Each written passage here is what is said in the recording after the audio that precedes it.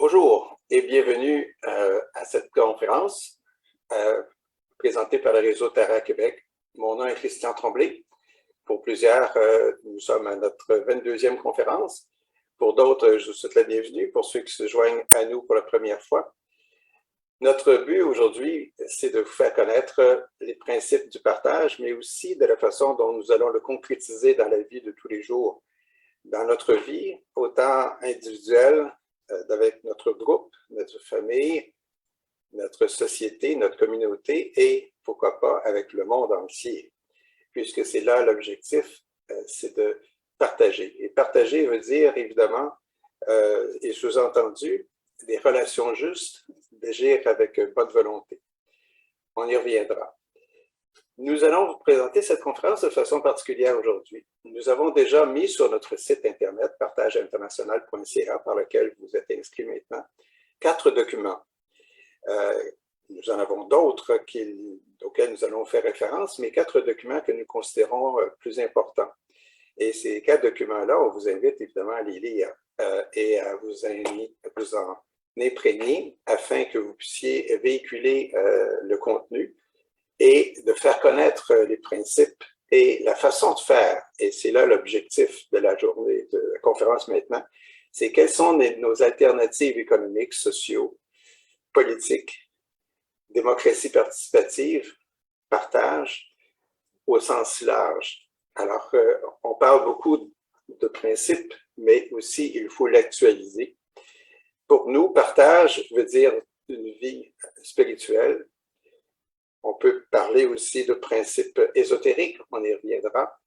Ça veut dire également, ce partage-là, de l'actualiser, de le rendre pratique. Alors, c'est en 2 termes, pour nous, ça veut dire une spiritualité appliquée. Alors, c'est notre objectif aujourd'hui. Et avec les documents qu'on vous a placés sur le site, cela vous permettra de prendre une plus grande visibilité de ce que nous voulons dire, puisque en 1h30, qui est le temps de notre conférence, nous n'avons pas le temps de faire le tour de tant d'informations que nous avons préparées. Et pour ce faire, à nouveau, nous avons un autre cadeau, surprise, c'est que le scénario, j'appelle ça un scénario, mon plan de présentation sera placé dans quelques jours sur notre site. Alors, il y a plusieurs fiches aussi de référence. Vous aurez ces fiches-là, auxquelles réfèrent certains énoncés dont je vais vous faire part, se retrouveront également dans ce que j'appelle le scénario. Alors, sans être obligé de prendre de notes aujourd'hui, vous aurez accès à tout ça très bientôt. Comme d'habitude, nous procédons en faisant des pauses, puisque 1h30, c'est long. Alors, nous faisons une pause environ à toutes les demi-heures. À cette pause-là, nous en profiterons pour vous demander si vous avez des questions et on y répondra. Ces pauses-là dureront de 3 à 5 minutes selon le nombre de questions que vous pourriez nous poser. Également, on en profitera pour vous mettre les fiches de référence. Alors, ceux qui n'iront pas voir le texte éventuellement, vous aurez des références auxquelles vous aurez le temps de les prendre en note afin que vous puissiez compléter la démarche que l'on fait présentement. Alors, on peut commencer maintenant en allant faire un bref retour sur notre conférence du mois passé, qui était la première de 2. Aujourd'hui, on la complète. Alors, la démarche de partage, c'était de connaître qu'est-ce que c'est que le partage et qu'est-ce que ça voulait dire, et en y ajoutant certains principes et lois que je vais revoir en 2 minutes, afin de situer ceux qui ne seraient pas avec nous, qui n'auraient pas été avec nous le 25 septembre dernier. Je rappelle évidemment que les conférences, vous pouvez tous les revoir après, soit sur YouTube, soit sur Facebook. Et toutes les autres conférences qu'on a données, les 21e premières, sont également disponibles. Alors, vous avez les liens par notre site partageinternational.ca. Alors, donc, l'objectif, c'est aujourd'hui, on parle de côté politique, économique, etc. En bref, avant d'arriver à la dernière conférence, ce qu'on veut dire, c'est qu'il y a, et ce qu'on veut faire comprendre, mais ceci est déjà d'emblée connu, à savoir qu'il y a des changements importants à apporter actuellement. Ces changements-là, ils sont de nature, encore une fois, politique, économique et sociale, et ils sont urgents à être faits. Mais il existe des alternatives. On veut changer des choses, on a des idéaux, ces idéaux-là, on veut les mettre en pratique. c'est ce que nous allons tenter de vous proposer. Il y a des idéaux qui peuvent se concrétiser par une démarche qui est celle proposée déjà non pas par nous, mais par des auteurs, des économistes, des rapports faits par les différents organismes internationaux, dont particulièrement les Nations Unies, également par d'autres enseignants, on peut le dire comme ça, ceux qui se sont penchés sur la question. Je pense à l'auteur dont on parlera tout à l'heure, dont le nom est Meshabi. Meshbahi, je me trompe, qui a étudié et qui a approfondi la question de partage et ce qu'on appelle les biens communs également.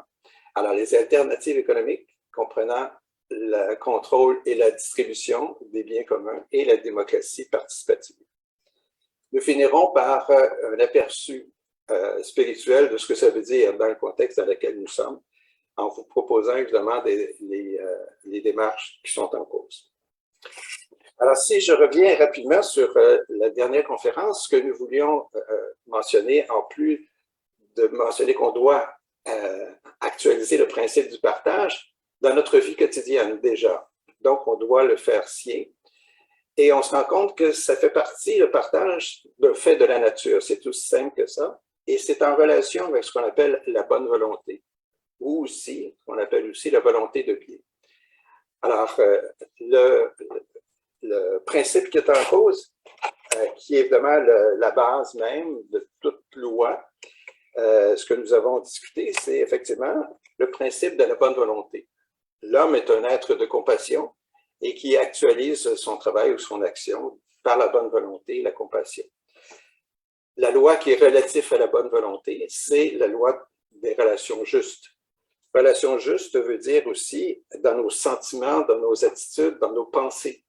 Autant entre nous, à l'intérieur de nous, c'est-à-dire entre nos émotions et notre mental, entre notre mental et notre âme, dans la démarche évidemment spirituelle d'être des acteurs, observateurs, actualisant ce que nous avons déjà déterminé en nous incarnant, c'est-à-dire notre projet de vie. Et notre projet de vie, ça se concrétise par le service à rendre aux autres, après avoir développé notre potentiel, notre individualité, ce qu'on appelle notre personnalité. L'autre principe et loi est la suivante, c'est le travail de groupe, c'est-à-dire la loi de l'effort volontaire et le principe d'unanimité. Alors, le principe d'unanimité, c'est d'avoir un but commun, d'avoir un propre but qui est bien identifié dans notre démarche.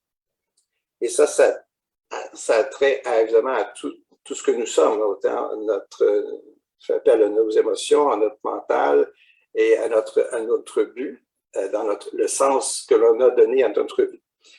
Et la loi qui est en cause liée à ça, c'est la loi de l'effort de groupe. C'est ce que nous avons proposé. Cette loi d'effort de groupe, c'est de travailler en commun et avec le groupe que nous avons choisi de travailler, cela deviendra une entité vivante pour permettre de concrétiser cette unanimité de but, de direction que nous nous serions donnés. Et maintenant que nous sommes dans l'ère du Verseau, nous sommes dans une énergie de conscience et de travail de groupe, permettant effectivement ce qu'on appelle la loi de l'effort de groupe puisse effectivement prendre forme dans la pensée unifiée des gens qui ont un but commun relié à ce que l'on appelle l'unanimité.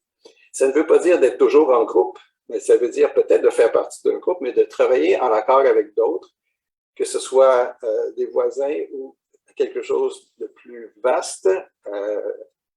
La loi s'applique de la même façon. Et enfin, nous avons complété avec un autre principe qui est relié à une loi, qui est le principe de ce qu'on appelle la divinité essentielle.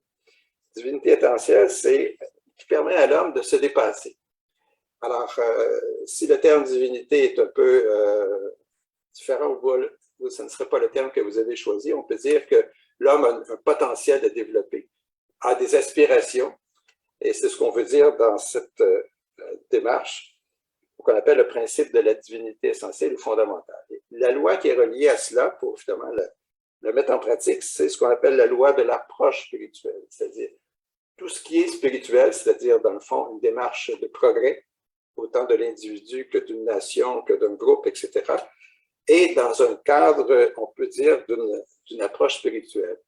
Alors, l'approche spirituelle, on peut le prendre dans tous les sens. On peut le prendre dans un sens très ésotérique, comme dans un sens tout à fait pratique dans toute démarche qui est la nôtre, parce que par définition, nous sommes tous des êtres spirituels, nous sommes tous, c'est-à-dire en démarche.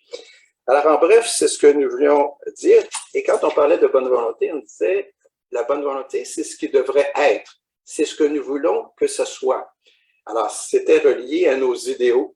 Nos idéaux, évidemment, c'était ce que nous souhaitons pour nous, et le bien de l'ensemble, comme on l'appelle. Nous allons...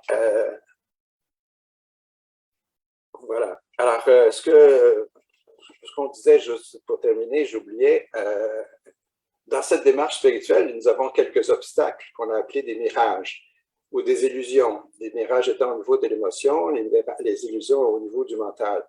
Nous en avons identifié certains qui sont de ce qu'on appelle des mirages mondiaux, spécialement le mirage de la matérialité, de la dévotion, du sentier, également de l'argent. Ces mirages-là, on doit les connaître pour les dissiper. Mais quelle que soit la façon dont on pourrait arriver à les dissiper, cela n'empêche pas une démarche spirituelle de se faire en ayant en tête de ne pas se laisser prendre par ces mirages-là et peut-être d'agir comme s'ils n'existaient pas. C'est-à-dire, on les met de côté, on ne donne pas d'énergie, ce qu'on peut appeler la technique de l'indifférence, permettant de continuer dans notre orientation, ce que j'ai appelé tout à l'heure l'unanimité.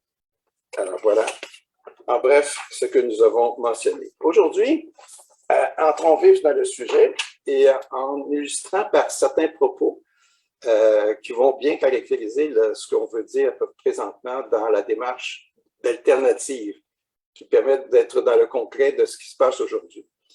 On voit que le partage ne fait pas partie de notre société. Ce n'est pas des valeurs qui sont très développées, faisant en sorte que nous sommes dans un monde d'inégalité. S'il y avait un partage, il y aurait une confiance, il y aurait une coopération, il y aurait une activité commune de redistribution et qui permettrait à la fraternité, à la liberté, à l'unité d'être vécue. Puisque nous sommes dans une société où nous sommes tous un, nous faisons partie d'une humanité qui est une, par définition, le partage est la base même de cette démarche.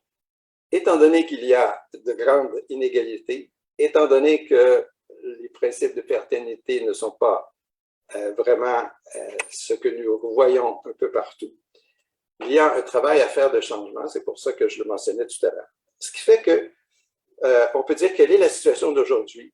Et là, je prends des extraits d'économistes qui ont donné leur diagnostic de la situation actuelle. Alors, le premier, c'est M. Attenborough, qui est un Anglais, et qui disait « Quiconque pense que l'on peut avoir une croissance infinie sur une planète finie est soit un fou, soit un économiste. » Évidemment, il avait un sens de l'humour. Ce ne sont pas, comme on va le voir aujourd'hui, tous les économistes qui pensent de cette façon. Une deuxième phrase, c'est « Les instruments existent bel et bien qui permettent de contrôler l'évolution des inégalités. » Ceci provient d'un texte de M. Bourguignon qui fait état d'un texte écrit par M. Atkinson. M. Atkinson est un Anglais décédé en 2017 et qui a été un pionnier de l'inégalité. Alors, si vous cherchez un auteur qui va faire le tour des solutions pour mettre fin à l'inégalité, les œuvres de M. Atkinson, spécialement le livre qu'il a écrit en 2016, qui a pour titre « Inégalité », en fait un portrait global. Dans ce livre-là, M. Piketty en a fait la préface. Un autre texte, rapidement, « La pauvreté aux États-Unis est la conséquence délibérée d'un choix politique ». Effectivement, plusieurs le disent, entre autres M. Stiglitz, un économiste américain qui a été à la Banque mondiale, également le groupe qui s'appelle Common Dream, le groupe qui propose des modifications, entre autres, dont on s'est inspiré. Autre propos, vous pourriez annuler la dette et la pauvreté mondiale d'un coup si vous pouviez mobiliser la volonté politique.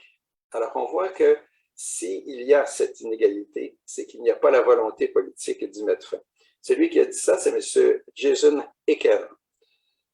Autre, éliminer la pauvreté sous toutes ses formes partout et fin zéro dépasserait à peine 3% des dépenses militaires annuelles mondiales. C'est un rapport de l'ONU qui le mentionne. On peut voir qu'on pourrait faire beaucoup en redistribuant l'argent qui est actuellement mobilisé, soit par des dépenses militaires, ou soit placé dans des paradis fiscaux. Sans aller plus loin que ça, on y reviendra. Autre propos, il faut l'envie d'agir, donc une impulsion politique pour changer les choses. Effectivement, c'est M. Atkinson dont je parlais tout à l'heure, qui a dit qu'il faut avoir un pouvoir compensateur par rapport à ceux qui, évidemment, ne sont pas favorables au partage. Et le pouvoir compensateur dont il parlait, c'était la voix du peuple, la voix de l'opinion mondiale. Enfin, un dernier propos d'entrée de jeu, je vous le cite. Les Nations unies deviendront la force politique la plus puissante sur la planète. C'est par leur entremise que seront résolus tous les grands problèmes internationaux. Plusieurs rapports qu'on va voir maintenant arrivent à la même conclusion. On va le voir, il n'y a pas d'autre solution que d'agir par des organismes qui sont déjà là, à qui on donnera le pouvoir de faire cette distribution-là. Et c'est la première chose qu'on fera, c'est-à-dire qu'il y aura une espèce de troc pour le partage du surplus et une redistribution des biens à travers l'humanité. Passons maintenant à ce que j'appelle le diagnostic. Là, je viens de vous mentionner que d'entrée de jeu, il y a des possibilités. Les gens en sont conscients, les économistes que je viens de citer le sont, mais d'autres l'ont dit d'une façon encore plus précise. D'abord, il y a eu, si on fait un peu le tour dans l'histoire, le Club de Rome, vous vous en souvenez, en 1972. Ce sont eux, au départ, qui ont sonné l'alarme en disant « Nous ne pouvons pas avoir une croissance infinie avec une planète finie », ce que je disais tout à l'heure. Par définition, on va arriver à un mur. Ce rapport-là a été actualisé récemment dans un autre texte qui vient d'être publié, un volume assez important, et qui reprend les valeurs qui avaient été mentionnées dans le Club de Rome, et spécialement dans le rapport Meadow, qui était un des auteurs du rapport Meadow. On l'a appelé le rapport Meadow, qui actualisait ces propos-là que je viens de mentionner. Alors, il est bon de revenir à cela, et ça fait partie du diagnostic, puisque de la situation actuelle, parce que l'actualisation du rapport du Club de Rome arrive à la conclusion que nous sommes encore dans le même contexte qui avait été dénoncé en 1972. Un autre auteur, un autre économiste, M. Richard Wolff, a écrit un livre qui s'appelle « Le capitalisme du 21e siècle expliqué à tous » et qui nous disait « La maladie, c'est le système. » On parle du système capitaliste. Alors, je continue en disant ce qu'il disait. « Quand le capitaliste échoue à nous sauver de la pandémie et de lui-même. » Alors, on connaît les principes capitalistes et il arrive à la conclusion que le système a échoué. Ça ne fait que créer une plus grande inégalité. Alors, c'est le système économique qui est à l'origine donc des nombreux problèmes de notre époque. Toutes les crises que l'on voit, la crise évidemment de la pauvreté, la crise climatique, a pour cause le système dans lequel nous sommes. Ce qu'il mentionne également, rapidement, les inégalités sont consubstantielles du capitalisme. Les inégalités structurelles comme le chômage de masse et cela sapent les principes démocratiques inégaux de la reine politique. Alors, en soi, c'est le capitalisme lui-même qu'on doit changer. Voilà l'essence des propos de M. Wolff. Un autre, concernant, et à ce sujet-là, j'ai tout de suite une fiche à vous présenter qui a pour titre l'essence du salaire. Alors, dans le système capitaliste, je vais vous laisser lire la fiche présentée dans un instant, fait en sorte que ceux qui sont des possédeurs ont une grande liberté sur le capital et en faire des profits, mais le travailleur, lui, est limité à recevoir son salaire sans autre pouvoir que cela. Alors voilà, je vous laisse lire le texte de cette fiche qui a pour titre L'amour, la compassion et le partenariat mondial, qui est les propos d'une part du Club de Rome dont on a parlé. Alors voilà, je vous laisse un instant pour le lire.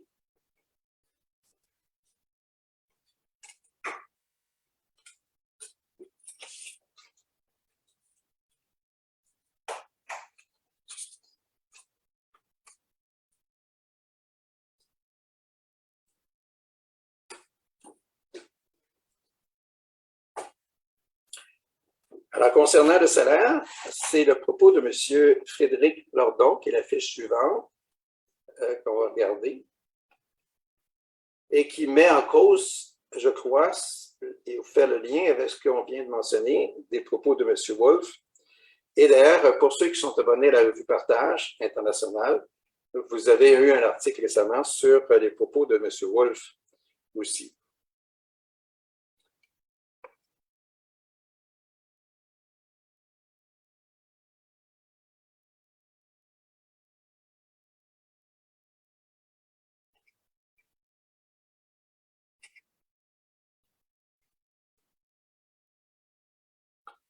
Alors voilà, on continue. Je vais peut-être un peu vite. Par contre, comme vous aurez le texte qui est beaucoup plus explicite de ce que j'appelle mon scénario, vous allez pouvoir reprendre le tout et vous aurez évidemment les fiches dont on vient de voir aussi. C'est pour ça que je me dois d'activer le tout parce que j'ai beaucoup de choses dont je veux vous parler. Ensuite, je passe à la Banque mondiale et au Fonds monétaire international. Récemment, en 2021, ça a été rapporté par le groupe qui s'appelle Global Justice Now, faisait état effectivement que l'économie, ce qu'on dit, et ce sont les propos même des chefs de la Banque mondiale et du Fonds monétaire international, aujourd'hui, c'est officiel, l'économie mondiale est une prison pour débiteurs. Alors, je pense que ça ne mérite pas de développement, on comprend très bien ce qu'on veut dire. Alors, ce sont eux qui disent qu'il faut une transformation en profondeur de l'économie mondiale et réformer l'architecture de la dette internationale. C'est rien de moins que cela. On fait état de ce qui s'est passé en 2008, la crise de 2008. On n'a rien fait pour résorber le problème. On aurait pu, à ce moment-là, on avait l'occasion de rechanger ce qu'on appelle l'architecture de la structure économique mondiale. On ne l'a pas fait. Donc, on a permis à la situation qui prévalait de continuer, et c'est ce qu'on voit présentement aujourd'hui, avec une égalité qui se développe davantage. On revient maintenant à M. Eckel, dont je parlais tout à l'heure, sur son livre qui s'appelle « La fracture, précis sur les inégalités mondiales et les solutions à apporter ». Ce qui est intéressant, il développe et apporte des solutions, mais il faut comprendre, et c'est là son propos, entre autres, que le tiers-monde, ce qu'on appelle les pays en voie de développement, donne beaucoup plus au Nord en payant les dettes et tout, que ce que le Nord donne comme aide. Alors, c'est tellement énorme comme changement. Pour $1 donné par les pays du Nord à ces pays en voie de développement, eux redonnent aux pays du Nord 24 $, 24 fois plus. Comment un pays en voie de développement peut se développer quand toutes ses ressources vont à repayer des dettes qui ont été souvent imposées à l'époque par le Fonds monétaire international qui demandait de tout restructurer. Et évidemment, ce n'est pas l'avantage des pays en voie de développement. Rapidement, le rapport qui était un autre rapport des Nations unies, Conférence des Nations unies sur le commerce et le développement. Cet organisme, faisant partie des Nations unies, apporte un éclairage magnifique sur la situation internationale en étant très, très agressif en disant qu'il faut arriver à des solutions immédiates. On n'a pas le choix. Le dernier rapport qui a été publié est de 2020.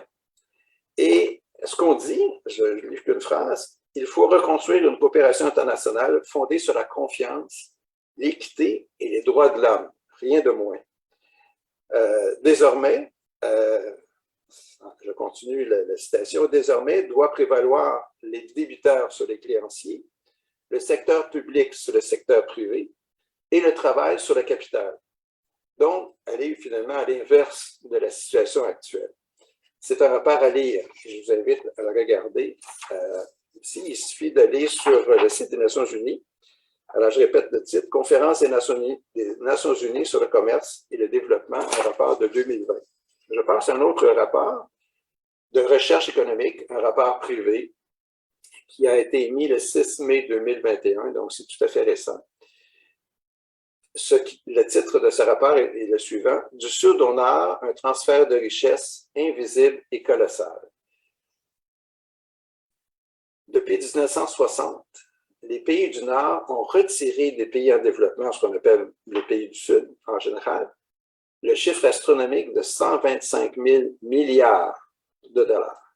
Autrement dit, on a carrément siphonné les pays en voie de développement. Et c'est pour ça d'ailleurs que les pays riches sont si riches aujourd'hui, c'est que c'est effectivement ce qui s'est passé. Alors, je n'en dis pas plus, je pense que ça part par lui-même. Un autre rapport des Nations Unies qu'on oublie, mais il y a une mine d'or d'informations, c'est un rapport qui a été fait par ce qu'on appelle un groupe de haut niveau, donc des personnes éminentes qui se sont penchées sur cette question-là de façon très, très sérieuse, on peut dire. Alors, ça s'intitulait « Groupe de haut niveau sur la responsabilité ». On me dit que tout va bien, alors tant mieux, je ne peux pas le voir, je me fie sur mes collègues ici. Alors, je parlais d'un rapport de recherche économique qui a pour titre « Du Sud au Nord, un transfert de richesse invisible et colossal ». On en a parlé. Je parle maintenant d'un autre groupe de haut niveau sur la responsabilité, la transparence et l'intégrité financière, un rapport de février 2021 qui fait état d'une corruption généralisée dans le domaine de la finance et en mettant en vedette, évidemment, tous les milliers de milliards qui se trouvent dans les paradis fiscaux, où les grandes fortunes, les grands organismes, les multinationales font en sorte de ne pas payer l'impôt qu'ils devraient payer et qui contribuent effectivement à maintenir et à accélérer les inégalités mondiales. Il y a des chiffres effarants. Les États perdent des milliards de dollars par l'existence de ces paradis fiscaux, dont on commence à peine à voir l'ampleur et qu'on essaie peut-être de rapatrier afin de compter sur la bonne foi de tous ceux qui sont là, mais c'est vraiment pas la situation actuelle. Et on peut dire que dans le monde, ceux qui ont plus d'argent dans les paradis fiscaux, ce sont les pays riches. Les États-Unis en particulier, la Grande-Bretagne aussi, au Moyen-Orient, il y en a aussi en Asie du Sud-Est. C'est vraiment mondial et il y a de nombreux paradis fiscaux, on le sait. Passons maintenant à l'opinion de M. Stiglitz. Alors, M. Stiglitz a écrit beaucoup. Son dernier livre a pour titre « Peuple, pouvoir et profit ». Il a été économiste en chef de la Banque mondiale pendant des années. Il maintenant est un économiste de grande réputation et qui a écrit en particulier avec M. Thomas Piketty plusieurs rapports, dont un qu'on verra dans un instant, qui s'appelle le rapport sur les inégalités 2022, texte d'ailleurs qui a été mis sur notre site et je vous invite à aller voir ce rapport qui est très édifiant. On a mis sur le site les principales recommandations, un texte de 15 pages, alors c'est accessible et intéressant. Alors, M. Stiglitz dit que le capitalisme, il parle spécialement des États-Unis, c'est un Américain, qui est à l'origine des 4 crises qu'on voit actuellement. D'abord, crise évidemment climatique, crise des inégalités, mais aussi, en particulier aux États-Unis, crise de la démocratie et de la perte de confiance du gouvernement auprès du rôle du gouvernement.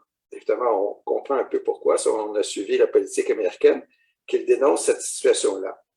Par contre, il arrive à la conclusion qu'on doit effectivement augmenter les impôts, on le verra, pour redistribuer le tout, et c'est à partir de c'est à partir où il y a cette redistribution que nous pouvons penser que nous sommes dans une situation qui permettra d'amoindrir les inégalités petit à petit. Un autre texte, alors on disait que le son fonctionnait, alors j'imagine qu'on peut continuer. Alors un autre élément, toujours dans notre diagnostic, c'est un rapport qui a été fait par un organisme profitant de ce qu'on appelle la COP 26 en matière d'environnement. Le groupe s'appelle Grassroots International, où on dit que les pays n'ont pas présenté un plan ferme et efficace pour régler les problèmes d'environnement. Tout ce qu'on a dit, c'est de régler les effets et non pas les causes. Et on règle les effets sur une période beaucoup trop longue, de sorte que le degré limite qu'on ne peut pas dépasser pour ne pas arriver à la catastrophe, qui est de 1,5 degré, désormais est déjà en voie d'être dépassé. Et si on ne fait rien de plus maintenant, ce n'est plus 1,5 qui est prévu, mais c'est 2,7 et 3 degrés. Et là, c'est la catastrophe. Pourtant, c'est bien connu, les pays le savent, et l'entente, ou du moins le regroupement qui a été fait, le sommet qui a eu lieu à Glasgow, en Écosse, en 2021, n'a pas abouti à des solutions plus concrètes qui sont dénoncées par ce que je viens de vous indiquer. Donc, on voit déjà, sans aller plus loin, que le système est à changer, qu'il y a des améliorations à faire et qu'il y a des propositions, et ça va être là l'objet d'un autre groupement de rapports et d'opinions d'économistes qu'on va regarder dans un instant. Celui qui a étudié cette situation-là en donnant un diagnostic global, c'est M. Meshbehi, qui a écrit beaucoup sur le partage. Et je vous invite à lire une fiche qui indique les effets désastreux de ce que lui a appelé la commercialisation. On peut dire aussi, comme synonyme, la marchandisation, le matérialisme, enfin, en général. Et on voit bien que le contexte dans lequel nous sommes n'est pas favorable à un développement que moi j'appelle spirituel, mais un développement qui permet de mettre fin aux inégalités. Alors, je vous laisse cette lecture.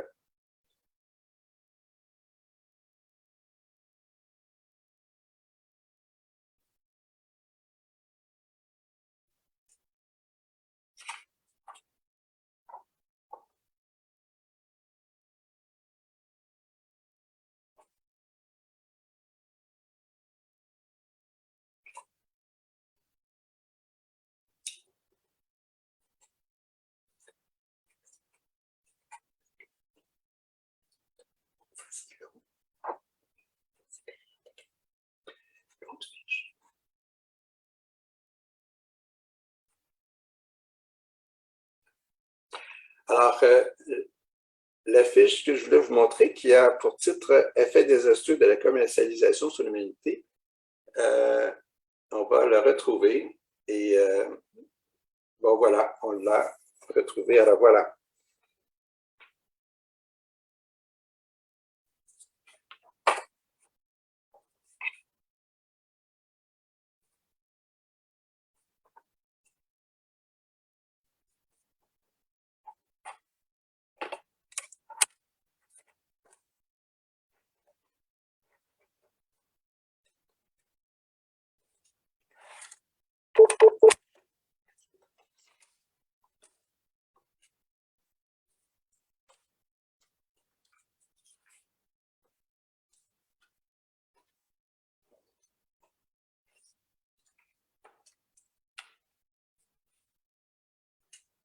Voilà. Alors, tout en ayant ce texte-là sous les yeux, je vous invite à le relire parce qu'effectivement, on dit là, à notre avis, de grandes vérités. J'ajoute l'information qui vient toujours du même auteur et qui ajoute ceci, que la commercialisation, c'est ce qu'il appelle, ou on peut dire la marchandisation aussi, ça affaiblit les services sociaux, ça remplace une culture de l'éthique et de la morale, ça conduit à un sentiment aigu de solitude, ça favorise la dépression dans le monde, au point où les individus et les groupes ne reconnaissent plus le véritable but spirituel de la vie. Ça résulte en une société très complexe dans laquelle la simple compréhension des bonnes relations humaines est remplacée par une poursuite interminable, stressante et finalement violente des droits de l'homme. Il y a d'autres énoncés, j'en choisis deux autres. On dit aussi que parmi ces effets dangereux, on retrouve le renforcement de la conviction d'une croissance sans fin du système économique actuel que cette croissance est nécessaire. Même si l'économie mondiale, comme il dit, est à genoux et que ça crée que des bouleversements économiques, des divisions sociales, des douleurs et d'une souffrance généralisée.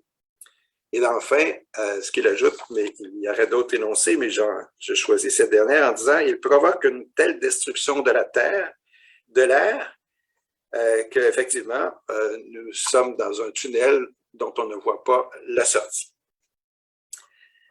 Alors, à ce titre, je vous invite à lire le texte de M. Mejpayi, qui est également sur le site, qui a pour titre Essai sur le partage. Et c'est là qu'il fait cette dénonciation-là, donc vous venez de lire un extrait. Alors, cela met fin à cette partie que j'appelle diagnostic, qui fait état de la situation actuelle, qui est dénoncée par plusieurs rapports des Nations Unies, aussi par des économistes. Et on va s'arrêter un instant, comme je vous l'ai mentionné, c'est notre premier arrêt. Nous allons vous permettre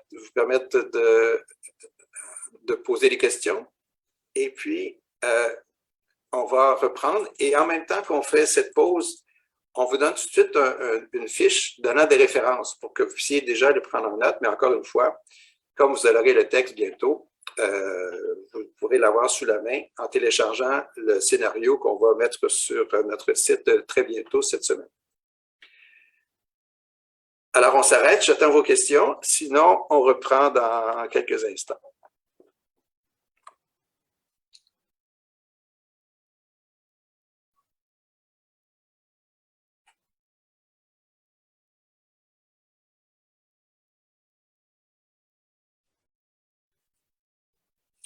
Alors, le nom des organismes que vous avez devant les yeux, ce sont des organismes qui défendent, évidemment, les principes de partage, de la justice, de la paix. Ils ont tous sur leur créneau et je vous invite à aller voir. Ils ont souvent des propos et des solutions intéressantes. Ils ont développé une argumentation. Alors, si vous cherchez des motifs, vous en aurez un bon exemple. Et quant aux textes qui sont en bas de cette fiche que vous avez devant les yeux, c'est intéressant de voir que le secrétaire général des Nations Unies nous dit « L'humanité fait face à un suicide collectif à cause de la crise climatique. » Ce qui a été écrit pour la Journée de la Terre récemment, le 18 avril 2022, « La guerre suicidaire contre la nature se poursuit sans relâche. » Et en plus, le troisième texte qui est vraiment très alarmant, « Le risque d'extinction de l'humanité serait sous-estimé d'après une étude sur le réchauffement climatique. » C'est le groupe Géo.fr qui en fait état. Effectivement, ceci n'est pas nouveau, mais on ne cesse de le répéter et je pense qu'il faut le répéter à nouveau parce que nous sommes dans cette situation d'extrême climatique et qu'on va arriver à la conclusion, je vous le réitérerai à la fin de notre propos aujourd'hui, c'est qu'ou bien nous changeons ou bien nous périssons. Notre choix est clair, nous devons prendre une décision et cette décision-là ne peut pas attendre. Alors, je vois qu'il n'y a pas de questions. Alors, on va reprendre la deuxième partie de notre propos d'aujourd'hui en faisant part des alternatives économiques, des solutions. Alors, avant de passer, pour conclure la première partie, j'ai oublié de vous lire un petit texte écrit par M. Thomas Piketty dans son rapport sur les inégalités mondiales, dont vous aurez le texte, mais voilà ce qu'il mentionne. J'ouvre la citation. « L'histoire nous enseigne que les élites se battent pour maintenir un niveau d'extrême inégalité. Mais il existe en définitive un mouvement de long terme vers l'égalité, au moins depuis le 18e siècle, et il se poursuivra. » Alors, M. Piketty est très optimiste et il apporte des solutions. On va y revenir. Alors, passons aux solutions. Alors, d'autres organismes dont vous avez vu les propos, les noms sur la fiche que vous aviez sous les yeux il y a un instant, nous dit qu'il y a de nouveaux droits qui doivent se greffer aux droits universels des droits de l'homme. L'article 25 est vraiment le pivot. on s'en souvient, qui indique que chacun a droit à la vie, à la santé, à la sécurité, à l'enseignement, aux soins de santé, etc. Alors, ces deux nouveaux droits-là qui ont été développés, c'est celui d'être protégé contre les dettes. Et c'est celui également d'obliger les gouvernements à agir pour donner à chacun les ressources nécessaires pour avoir une vie digne, une vie où la démarche permet à chaque individu d'avoir un épanouissement total. Donc, ça peut être autant avec des ressources matérielles que des biens, que des services, c'est-à-dire pour pouvoir arriver à cela. Alors, c'est intéressant de voir parce que le développement de ces organismes-là, dont vous avez les noms il y a un instant, ont vraiment une argumentation intéressante qui nous permet de nous convaincre qu'effectivement, ces droits-là doivent être inscrits dans la Déclaration universelle des droits de l'homme. Ça fait état aussi au pacte, et ça, il faut s'en souvenir, il n'y a pas seulement les déclarations dont on vient de parler, il y a un pacte qui a été écrit en 1966, qui est entré en vigueur au début des années 1970, et qui obligeait les nations, effectivement, de promouvoir le respect universel et effectif des droits de l'homme. Ce pacte-là, il faut s'en servir puisqu'il existe. Alors, c'est un partage équitable de la nature pour les générations futures. Alors, encore une fois, je vous réfère à soit des économistes ou à des rapports qui ont été faits. Je commence par M. Wolff, dont on a parlé tout à l'heure. Alors, quelle est la solution qu'il propose? Alors, lui, il nous indique qu'il faut un changement structurel et permanent de notre structure macroéconomique. On doit continuellement être à la recherche du bien commun et de la redistribution juste des ressources mondiales. Il le développe en disant qu'on doit arriver à ce qu'ils appellent, et comme solution, il propose des coopératives, et il parle d'associations de coopératives qui seraient le pendant au capitalisme et qui petit à petit prendraient de l'ampleur pour arriver à ce qu'il appelle, lui, un socialisme de coopérative. Alors, c'est intéressant. C'est le même livre dont je faisais référence qui arrive à cette conclusion-là. L'autre auteur dont je vous ai parlé tout à l'heure brièvement, M.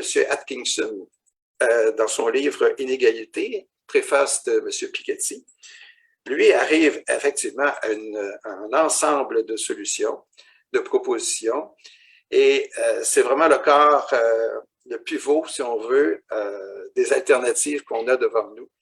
Et vous allez voir qu'en regardant l'ensemble de ces propositions, on arrive à comprendre que parmi les solutions se trouve une augmentation de l'impôt pour les riches.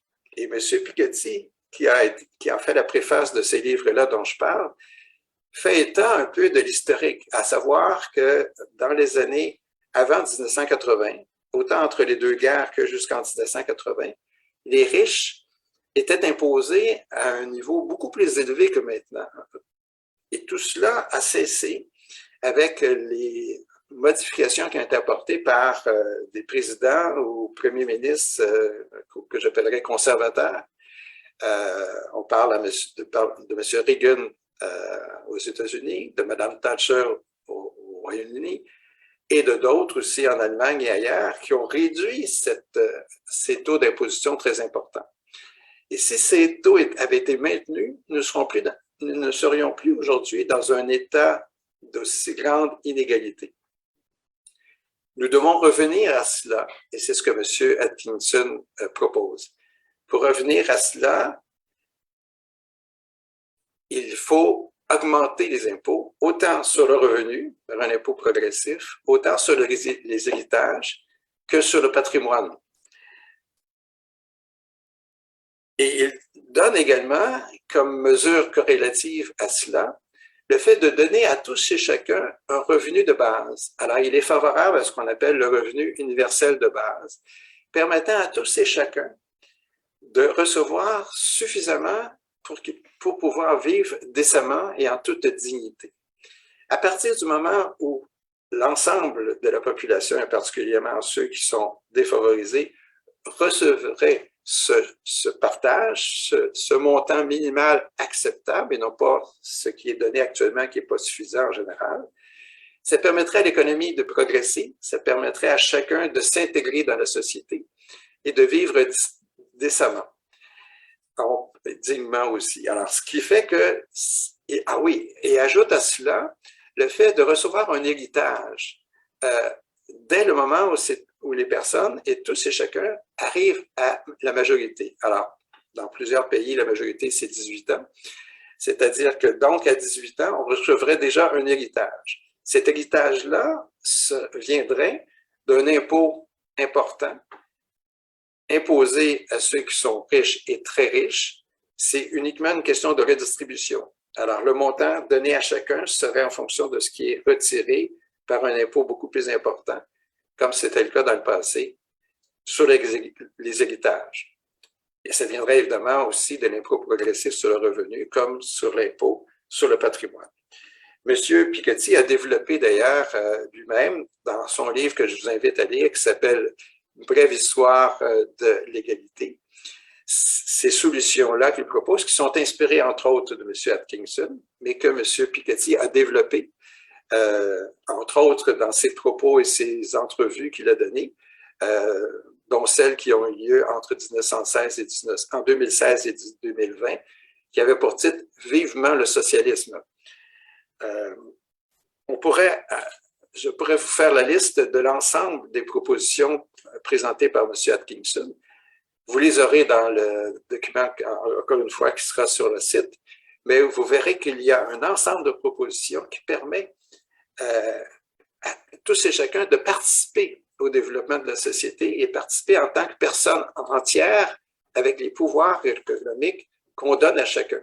Ça veut dire, en plus de ce que je viens de dire, que les prestations pour les enfants doivent être de beaucoup importantes, très améliorées, beaucoup plus importantes en chiffres, et surtout pour les familles nombreuses qui ont plusieurs enfants. Ça suppose également que les épargnants, les petits épargnants, pourraient avoir un retour sur leur investissement plus important que ce qu'ils ont présentement et garanti, à savoir que l'État créerait un fonds commun, garantissait aux épargnants un retour minimal intéressant. Et si ce retour-là n'est pas là, l'État garantirait ce retour important donné aux épargnants. Donc, il y aurait une garantie de retour sur l'investissement et non pas liée aux aléas du marché actuellement. Je regarde un peu ce que je peux vous dire. Évidemment, M. Atkinson est tout à fait favorable au revenu universel de base, on l'a vu il y a un instant, et toutes les objections que les gens disent pour ceux qui sont contre, à savoir que ça va simplement permettre à des gens de continuer à ne pas travailler, ça va être impossible parce que ça demande trop d'argent. Alors, en bref, la réponse de M. Atkinson, c'est de dire ça coûte plus cher de maintenir l'inégalité avec toutes les conséquences négatives, à savoir la détresse, les frais médicaux, les crimes. Si vous donnez des sous, tout ça permet aux gens, au contraire, de se prendre en main. Et lorsqu'il y a eu des expériences un peu partout, c'est effectivement un effet positif qu'on a constaté. Pour vous donner un exemple, actuellement aux États-Unis, il y a 33 endroits, 33 villes où les municipalités ont donné un revenu universel de base à tout le monde. Et ça veut dire que ce revenu-là, il est universel, il est inconditionnel et il est également non réduit. Autrement dit, si la personne a un emploi et cet emploi-là n'est pas déduit de ce revenu universel qui est donné. Ça ne fait que s'ajouter. Et il n'y a que des effets positifs de cette mesure. Alors, ceux qui en voient des effets négatifs sont tout à fait dans l'erreur. Alors, je regarde d'autres propositions que je pourrais vous mentionner parce qu'il y en a beaucoup. Voilà. Et il conclut, il y a 15 propositions à la fin de son livre. Je n'ai pas fait état de 15, mais plusieurs y sont. Mais il termine en disant qu'il faut que les pays riches donnent un minimum de 7%, excusez. Donc, de 1%, actuellement, l'objectif était de 0,7 de 1%, 0,7-1% du produit national brut aux pays en voie de développement. Il dit que ça devrait atteindre un minimum de 1%, ce qui n'est pas encore le cas aujourd'hui. Alors voilà pour ce que M. Atkinson, et effectivement, c'est la base même. Je complète ce qu'il dit parce que M. Piketty maintenant ajoute, entre autres dans son livre dont je viens de parler, qui s'appelle « La brève histoire de l'égalité ». Alors M. Piketty fait état du rôle de l'État social. Et c'est ce qui a été développé avant les années 80, qui est réduit maintenant. Et lui nous fait état de l'effet favorable, effectivement, de l'impôt progressif qui a été mentionné déjà par M. Atkinson. Alors, je vous présente une fiche qui a pour titre « Effet de l'impôt progressif sur le revenu ». Oui, c'est ça. Voilà. Alors, le titre, c'est « Effet de l'impôt progressif sur le revenu, la fortune et l'héritage ». Alors, je vous laisse lire.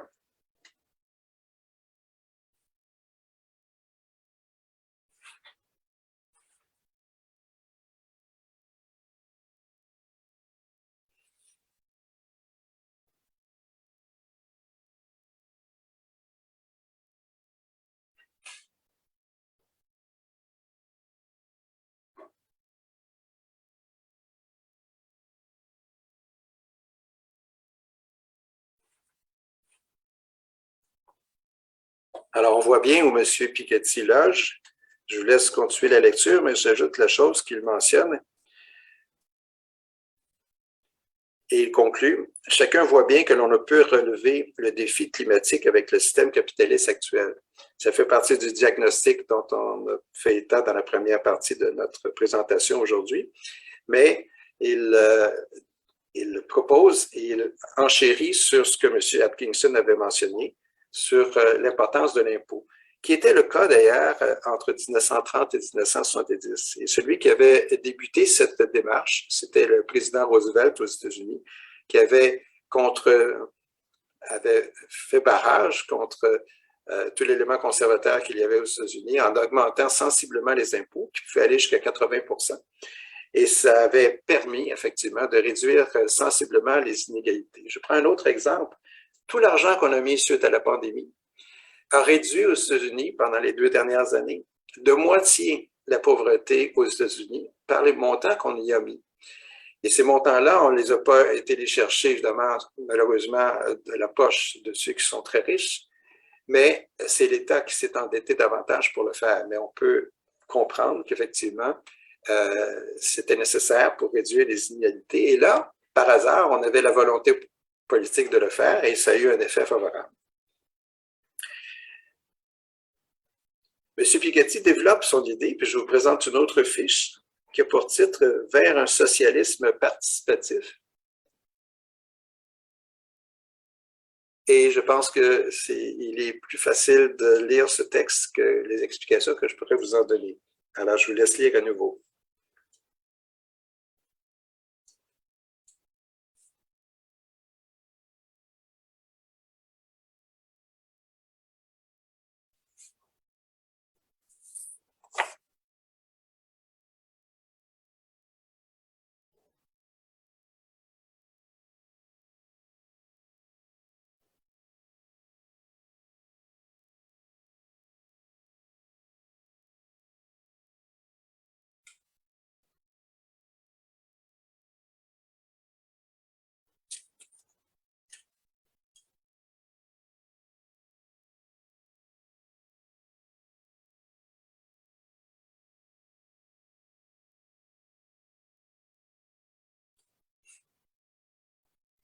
Alors, M. Piketty dit bien, puis je complète ce que vous venez de lire, l'État n'est pas égalitaire ni inégalitaire en soi.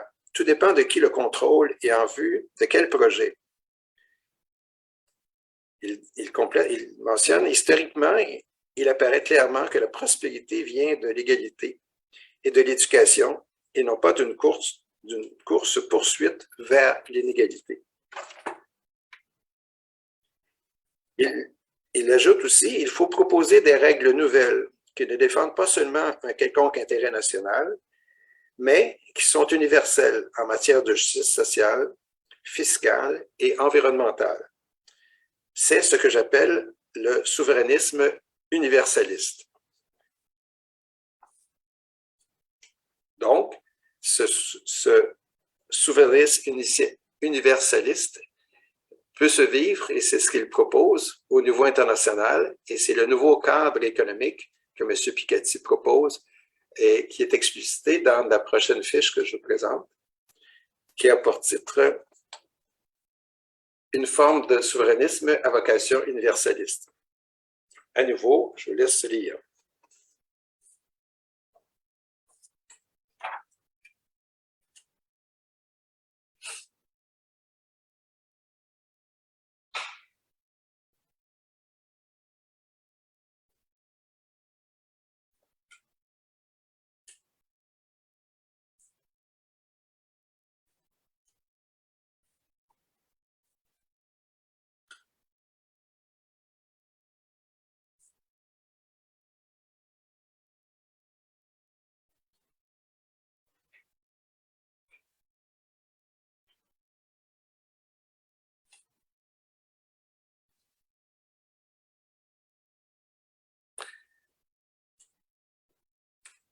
Alors voilà, en bref, les propos de M. Piketty. Oui.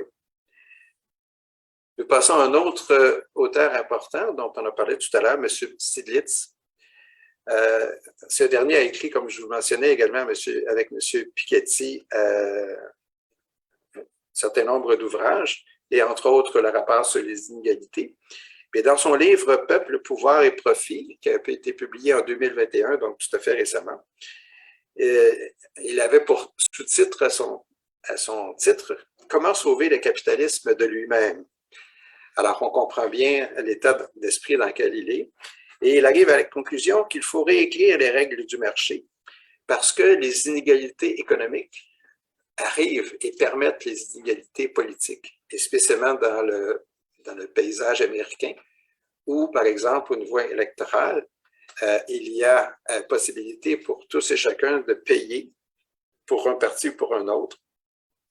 Et les grandes sociétés américaines ne se gênent pas pour influencer donc les choix politiques par une intervention au niveau politique dans les dépenses électorales. M. Stiglitz s'insurge contre cette méthode, contre la décision de la Cour suprême qui a été donnée à cet effet, mais il conclut aussi en reprenant et en améliorant, si on veut, à la façon américaine, les propositions qui ont été faites également par M. Atkinson et par M. Piketty. Alors, ce livre est très intéressant. Je vous invite à le regarder, « Peuple, pouvoir et profit ». Et on n'a pas pu mettre tous les textes sur notre site, mais c'est un ouvrage de référence intéressant. Et lui arrive à la conclusion que le peuple, c'est lui qui va faire le changement. Comme d'ailleurs, ça avait été dit par M. Meshbahi, ça avait été dit également par le Club de Rome et par certains rapports de l'ONU. Alors, on dit le pouvoir du peuple pour limiter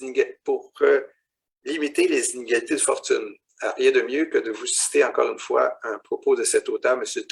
Stiglitz, dans la prochaine fiche que je vous présente, qui a pour titre « Le pouvoir du peuple pour limiter les inégalités de fortune ».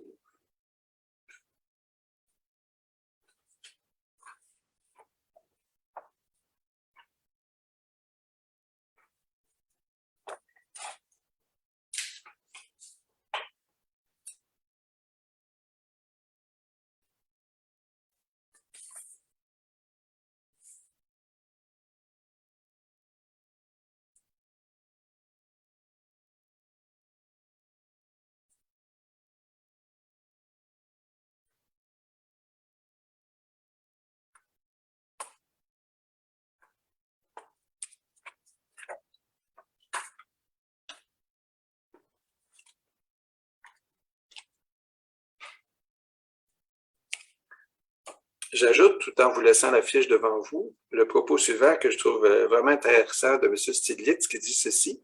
« À bien des égards, la bourse n'est que le casino du riche. Seul l'État peut intervenir et investir dans la recherche fondamentale et l'innovation, la justice sociale, l'environnement, l'état du droit et la démocratie. » Alors, on comprend ces propos de M. Stiglitz parce qu'on comprend que la démocratie est vraiment très attaquée aux États-Unis et que simplement l'intervention du gouvernement, spécialement fédéral, est dénoncée par plusieurs. Alors, au contraire, il mentionne l'importance de l'action gouvernementale dans les propos que je viens de vous lire.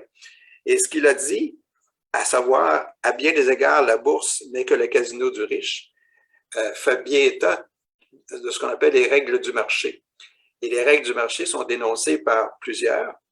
Et on y reviendra à la fin de notre propos par les propos de M. Benjamin Crème, qui fait état que le marché, c'est un casino, effectivement, et que ça n'apporte rien à l'humanité, sinon de pouvoir enrichir que les plus riches, qui en veulent toujours davantage. Alors voilà pour ce que M. Stiglitz le mentionne. Il faut également, et il conclut, qu'il faut démocratiser les banques centrales et également agir de façon démocratique dans, entre autres, l'Organisation mondiale du commerce, actuellement qu'il dénonce comme étant un organisme qui ne fait que donner des dictats qui ne sont pas favorables à une plus grande égalité dans le monde. Un autre rapport qui est intéressant, qui est celui-là date, mais qui a été oublié un peu, c'est le rapport de la commission Brundtland, dont le nom a été donné à la présidente, qui était une ancienne présidente de la Norvège, Mme Brundtland. Ce rapport-là date de 1987, avec pour titre « Notre avenir » en français ou « Our Common Future » en anglais. Elle dénonçait évidemment le système actuel, elle aussi, mais elle développait l'idée d'un développement durable. C'est ce rapport-là qui a peut-être mis la table et continué après ça avec le sommet de Rio sur le développement durable. Je passe rapidement à un autre rapport qui est très important, et c'est le rapport de la commission Brunt. En 1980 et 1983, cette commission, qui avait pour titre une commission sur le développement international de l'économie, avait été mise sur pied à la demande de M. McNamara, qui était le président de la Banque mondiale. Il a demandé à M. Willy Brandt, qui était l'ancien chancelier allemand, qui avait démissionné quelques années auparavant, de réunir des gens de tous les milieux. Et on se situe au moment de la guerre froide à l'époque, en 1980. Le mur de Berlin n'était pas tombé, ça a été fait en 1989.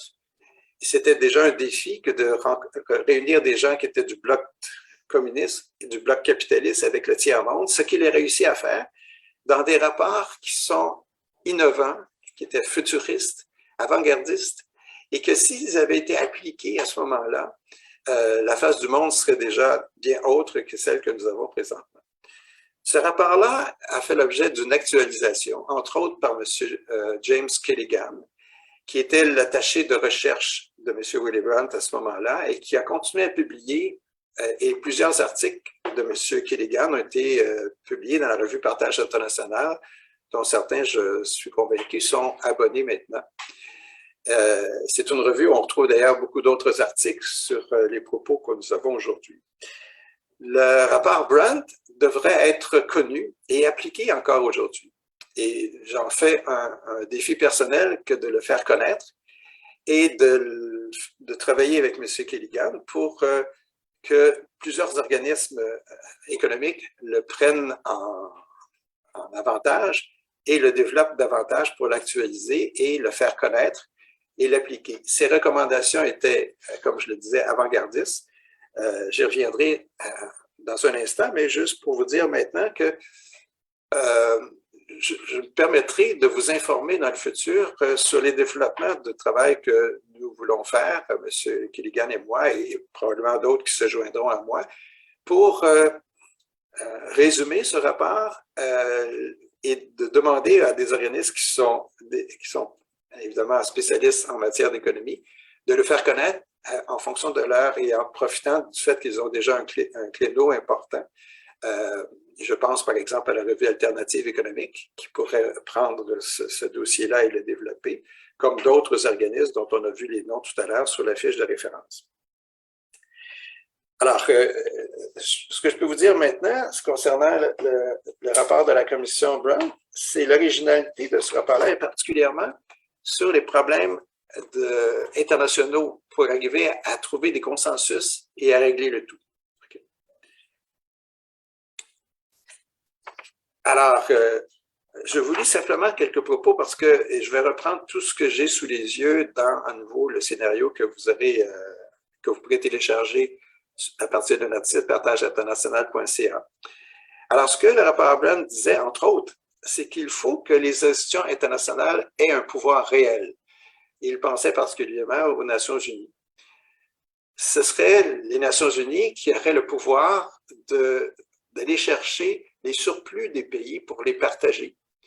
Et on y reviendra, ça fait partie des propos qui ont également été proposés par M. Benjamin Clem, dont on a parlé il y a un instant.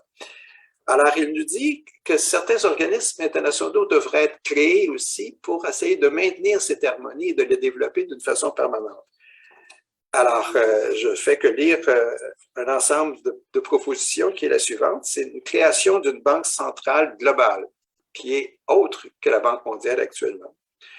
Une modification des rôles de la Banque mondiale et du Fonds monétaire international. La création d'un Fonds mondial pour le développement où les pays en voie de développement recevraient leur part et avec des conditions favorables. Actuellement, évidemment, ce n'est pas le cas, ça ne fait qu'endetter. Il demande également que les pays qui ont du tiers-monde, tel qu'on l'appelait à ce moment-là, mais qu'on appelle nous en voie de développement, que leur dette soit carrément annulée pour qu'ils reviennent dans le monde à part égale avec les pays dits riches aujourd'hui. Alors, ceci pourrait être fait, par exemple, dans la création d'un conseil pour le développement, où qui serait divisé en 3 représentants, un tiers des pays riches, un tiers des pays en voie de développement et un tiers de la société civile en général. Et ce conseil pour le développement aurait un pouvoir de recommandation, aurait une influence de plus en plus grande auprès des organismes déjà connus, dont ceux aussi à créer que je viens de nommer. Il y aurait également la création d'une commission sur la gouvernance mondiale. Et cette commission-là aurait un pouvoir réel, puisque les États seraient d'accord à lui remettre une partie de leur souveraineté pour appliquer les recommandations que ce rapport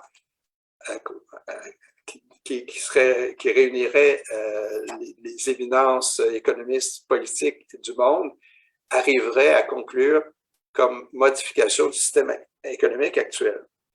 Il y aurait aussi un code de conduite pour les grands organismes, les multinationales, afin qu'effectivement, ils paient leur juste part à tous les pays où elles font affaire pour permettre évidemment à la fiscalité de jouer un rôle.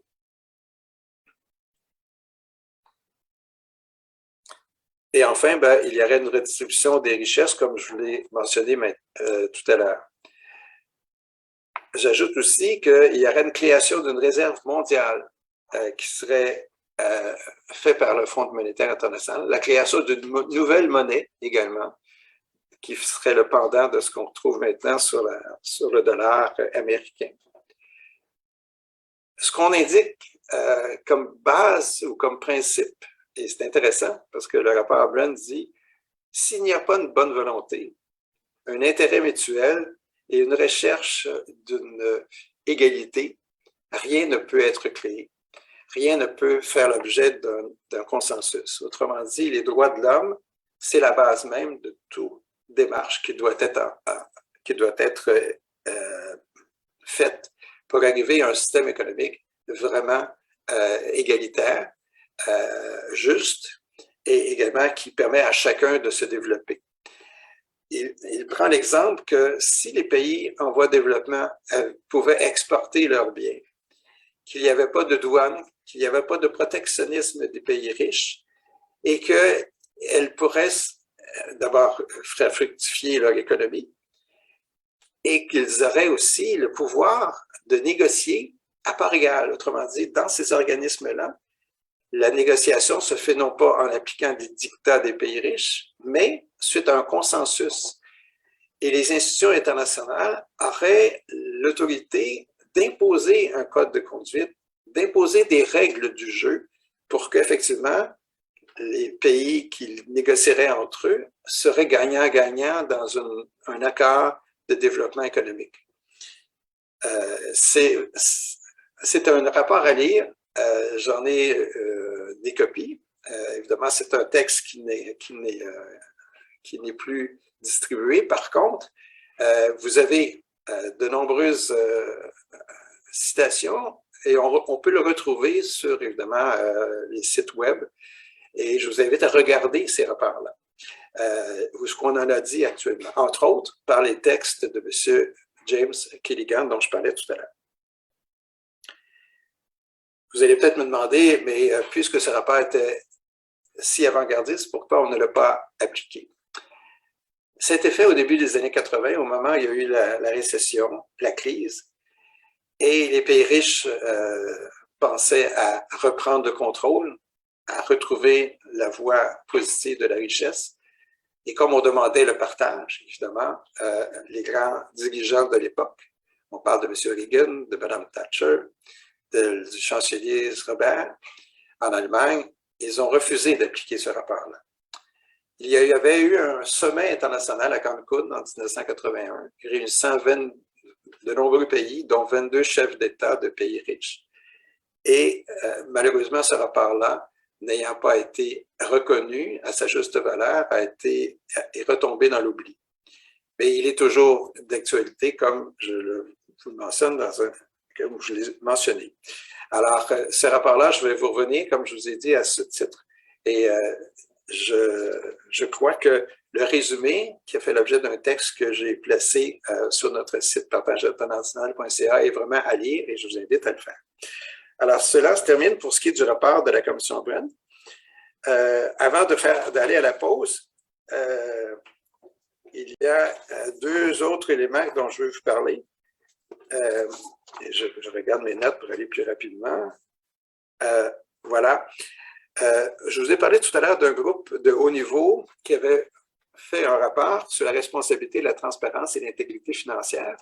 Alors, à titre de solution maintenant, ce rapport confirme l'importance des institutions internationales maintenant pour arriver à ce qu'il appelle, lui, de faire un pacte mondial sur l'intégrité financière. Ou ensuite, ça veut dire aussi une participation de tous les pays au régime multilatéral d'échange d'informations. Et là, on fait état à tout ce qui existe dans les paradis fiscaux. C'est le minimum qui doit être fait pour qu'enfin, toute la richesse mondiale soit au service du monde et non pas au service, évidemment, de quelques riches ou très riches, comme c'est le cas actuellement. Un autre rapport, rapidement, et qui a pour titre « La Commission indépendante pour la réforme de l'impôt international », qui a été écrite par, entre autres, M. Stiglitz et M. Piketty, arrivait à la conclusion qu'il faut que les multinationales paient un minimum d'impôts, quel que soit le pays où elles ont leur siège social, et on parlait d'un 15%. Ça fait l'objet d'un débat récent. Ça a été accepté par la plupart des pays. C'est encore en discussion vers certains pays qui sont un peu réfractaires à cela, dont l'Irlande, où actuellement l'impôt est moindre, qui faisait en sorte que beaucoup de multinationales qui ont leur siège social à cet endroit. Alors, c'est en négociation, mais ce rapport-là a été vraiment très apprécié par l'ensemble des pays, et particulièrement en voie de développement.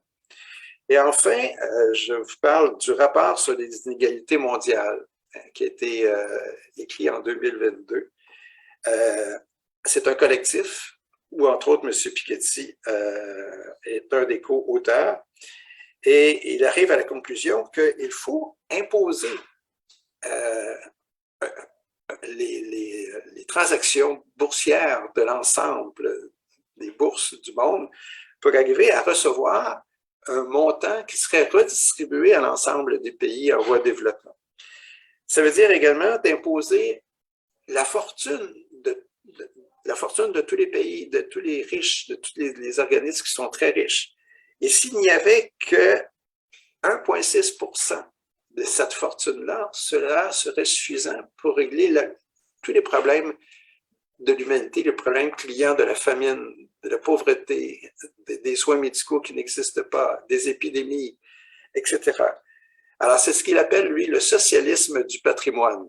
Effectivement, ça serait facile à appliquer et le montant récupéré serait énorme. On parle de nombreux centaines de milliards qui permet à chaque État, recevant une partie de cette redistribution-là, de pallier à offrir à chacun des gens de la population le revenu suffisant et les soins pour permettre une égalité de plus en plus grande entre les citoyens et que chacun puisse avoir les biens et services pour son propre épanouissement.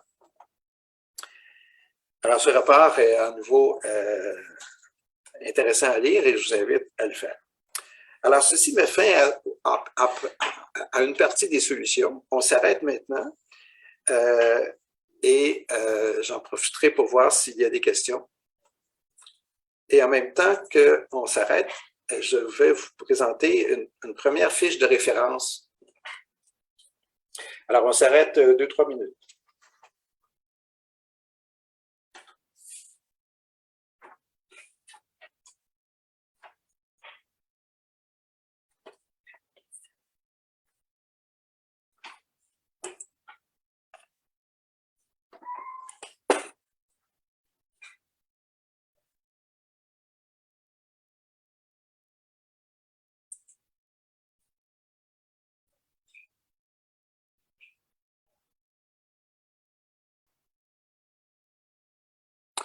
Alors, il y a une question que je viens de lire, à savoir, est-ce que les gouvernements sont vraiment au fait des propositions dont on a fait état, et particulièrement des propos de M. Atkinson et de M. Piketty? Sans doute, évidemment, je ne peux pas être dans le secret des dieux. Par contre, je sais que ces propos-là ont été amplement diffusés et ont fait l'objet de tables rondes, de congrès. Et M. Piketty, dans ses nombreux écrits, dont le dernier, on parle dans le livre, évidemment, qu'on connaît aussi, qui s'appelle « Capital et idéologie » de M. Piketty, il a développé d'une façon encore plus grande les solutions apportées. Il s'est concentré dans un livre plus facilement abordable, dans le dernier livre qui s'appelle « Une brève histoire de l'égalité ». C'est peut-être le premier livre à regarder. Mais à regard de l'influence de ces textes-là, on peut comprendre que ça a eu son effet par le fait qu'ils ont été repris dans l'ensemble des grands rapports que l'ONU a fait. Alors, si l'ONU a fait les rapports qu'on a cités, c'est certain que tous les pays connaissent ces rapports-là. Et il reste à voir s'ils ont la volonté publique, politique, de l'appliquer. Et c'est là, évidemment, que ça fait défaut, on est bien d'accord. Une autre question. Alors, je lis, comment faire pour arrêter les conflits et les guerres pour faire venir à ce partage? Est-ce possible qu'il y a des intérêts nationaux importants pour maintenir ces conflits? Je pense que poser la question, c'est y répondre. Vous avez raison. Il y a des intérêts. Actuellement, les nations travaillent davantage en fonction de leur intérêt que de l'intérêt mondial.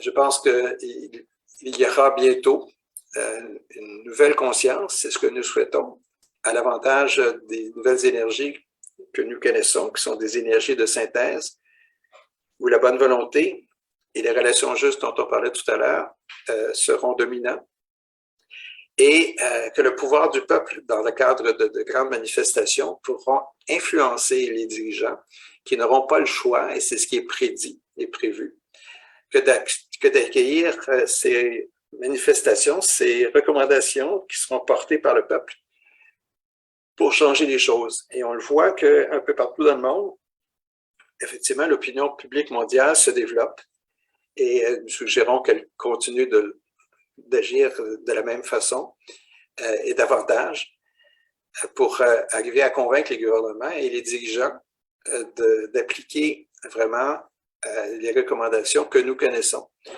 et qui ne demandent qu'à être reconnues et appliquées, mais ceci de façon mondiale. Et c'est ça la difficulté, c'est de passer outre aux intérêts de chacun. Ça veut dire évidemment de mettre fin aux guerres et c'est ce qu'on devrait faire maintenant, dans la mesure où on se rendra compte que les guerres n'apportent rien et ce n'est pas la solution. Quand l'homme aura renoncé à la guerre, tout sera possible. Alors, nous espérons que cette étape viendra bientôt. Alors, je ne vois pas d'autres questions. Alors, on peut poursuivre. Alors, la question suivante, c'était les biens communs. les biens communs deviennent maintenant la façon d'apprécier la redistribution par le partage. C'est le partage au départ, comme je l'ai mentionné, qui va établir la confiance et qui, à l'aide des nouveaux organismes internationaux, permettre cette redistribution-là, autant des biens et services. Ça veut dire, évidemment, que dans certains cas, le système qu'on appelle le capitalisme, entre guillemets, devienne davantage socialiste, dans le sens que l'État social reprenne la valeur qu'il avait auparavant et que des politiques de redistribution puissent être appliquées. Il ne s'agit pas de tout changer le système d'un trait, mais il faut l'améliorer. Et petit à petit, on va se rendre compte des avantages des coopératives, comme certains auteurs en ont parlé, d'un socialisme d'État, comme certains auteurs en parlent également, un nouveau socialisme également, comme on va le voir aussi. Alors, les biens communs, ça a été développé entre autres par M. Meshbahi, et vous avez un texte sur notre site qui en fait état. C'est un texte fort bien écrit, et je vous invite à le lire. M. Kelligan également l'avait mentionné quand il mentionne à son texte ceci: l'économie des biens communs de nos jours, au-delà du capitalisme d'État. Alors, effectivement, on doit avoir en tête ce nouveau critère. Et ce critère-là permettra de comprendre que chacun n'est pas propriétaire des biens, mais on est les gardiens des ressources mondiales qui doivent être distribuées à la faveur de l'ensemble de la population mondiale. Et c'est là notre grand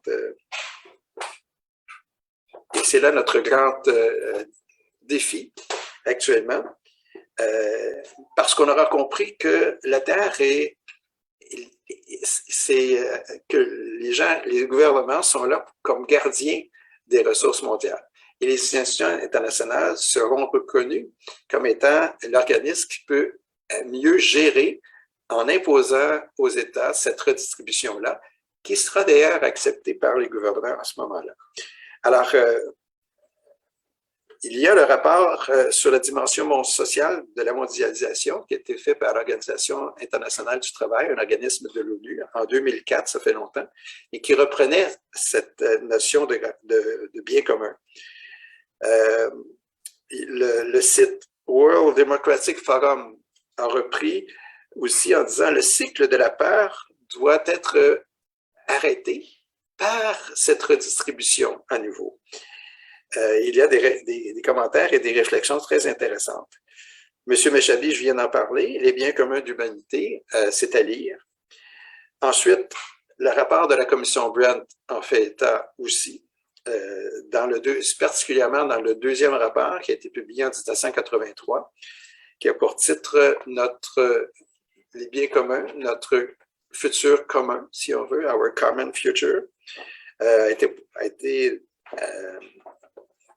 publié en 1983 et ça avait fait l'objet d'ailleurs d'un best-seller à ce moment-là. Aussi, dans le cadre des biens communs, le revenu universel de base dont on a parlé déjà fait partie de cette redistribution-là. M. Brent, effectivement, a bien mentionné les avantages de ce revenu universel de base. Alors, je ne fais que vous présenter maintenant une autre fiche qui a pour titre « Un nouveau socialisme participatif ». C'est un texte de M. Piketty qui fait état, je pense, de ce qu'on veut dire par les biens communs.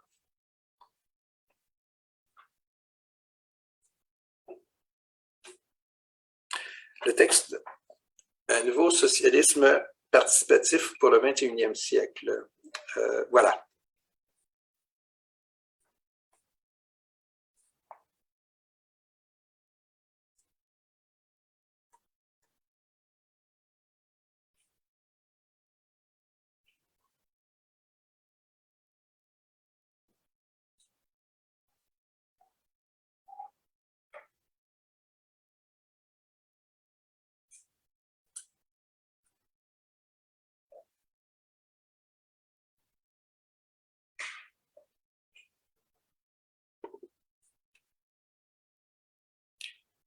Alors, ce texte de M. Piketty, sans doute, est relié à celui de M. Meshbahi, dont je parlais il y a un instant. Puis on va revenir à une autre fiche qui a pour titre signification spirituelle des biens communs. Pour conclure que c'est vraiment là que se trouve la base et c'est relié à ce qu'on a mentionné au tout début de notre propos, quand on parlait de la bonne volonté, de relations justes, de travail de groupe, de conscience de groupe,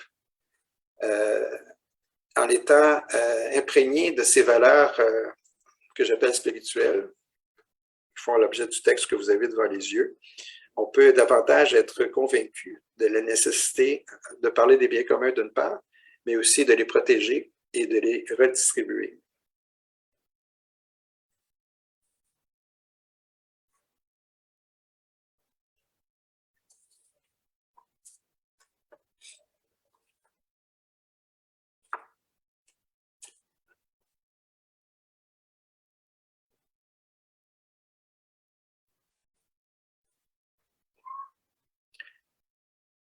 Et enfin, le troisième point, on le fait rapidement, mais vous pourrez relire comme je vous l'ai mentionné. Le troisième point, c'était, on a vu les alternatives économiques, politiques et sociaux. On a vu les biens communs. Maintenant, le troisième élément que je veux développer rapidement aussi, mais c'est important parce qu'il y a une documentation importante dans les références que je veux vous montrer dans un instant, parce qu'on va faire une deuxième pause. Une troisième, c'est-à-dire, c'est ce qu'on appelle la démocratie participative. Ça a été développé par plusieurs auteurs, mais c'est surtout par des groupements qu'on appelle des organismes non gouvernementaux qui se sont développés au cours des années, entre autres aux États-Unis, plusieurs, et qui ont développé cette nouvelle démocratie. Démocratie qui se veut, en commençant par les simples citoyens jusqu'au gouvernement. Une démocratie vraiment très ouverte et qui s'intègre et qui s'applique de façon différente selon les régions, selon les coutumes, selon les systèmes démocratiques qui sont différents. Alors, je vous réfère particulièrement au rapport du groupe qu'on appelle le World Democratic Forum. Ce rapport-là a pour titre démocratiser l'ensemble du monde. Ça a été écrit en 2018, mais qui est toujours d'actualité et qui a des propositions fort intéressantes dont on n'a pas le temps de parler maintenant. De la même façon, le rapport de recherche économique dont on a parlé aussi fait état de nouvelles démocraties. Le rapport Brundtland en parlait également. Et enfin, le rapport de la commission Brandt faisait état de l'importance du pouvoir du peuple pour reconnaître le principe du partage. On en aura une fiche dans un instant, mais avant de vous la présenter, je veux faire état aussi de la démocratisation à tous les niveaux, c'est-à-dire qu'on parle pour la gouvernance de façon générale, mais on parle aussi de la gouvernance des institutions internationales présentes. Alors, par exemple, quand on a parlé tout à l'heure du rapport de la commission Brandt, mentionnant qu'il y a de nouveaux conseils qui sont appliqués, qui seraient créés, où, à l'intérieur de cela, il y aurait une égalité de force. Donc, il y aurait une égalité, il y aurait une démocratie qui serait imposée pour la prise de décision. C'est tout à fait à l'inverse du système actuel.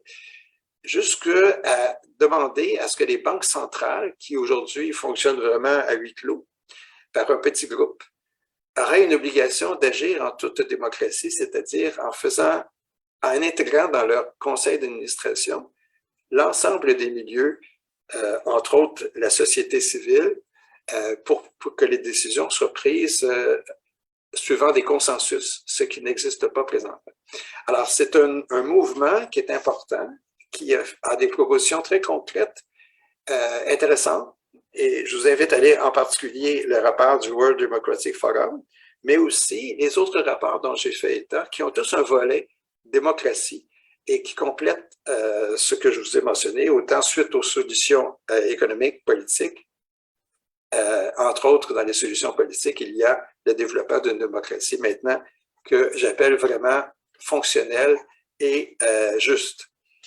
Alors, je ne peux pas vous en dire plus. Je vous invite à lire les notes que je vous aurai présentées sur notre site, mais on vous laisse quand même sur cette dernière fiche qui résume un peu notre point de vue. Et dont le titre de la fiche est « La voix du peuple pour la reconnaissance du principe du partage ».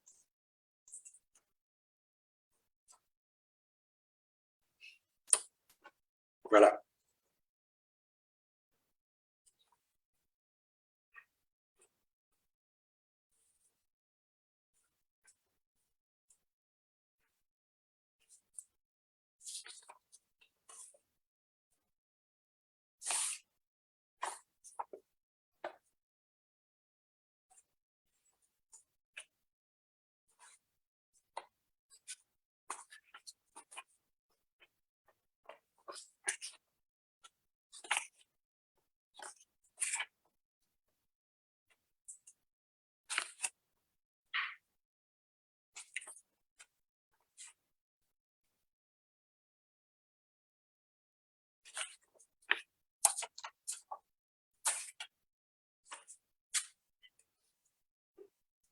Alors, nous avons passé maintenant à une pause de quelques instants, plus rapidement que les autres.